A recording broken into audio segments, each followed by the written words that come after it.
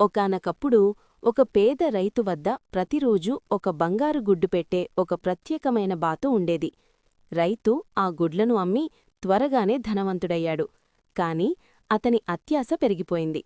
బాతు కడుపులో చాలా బంగారం ఉంటుందని భావించి ఒకేసారి మొత్తం తీసుకోవాలని ఆ బాతును చంపేశాడు.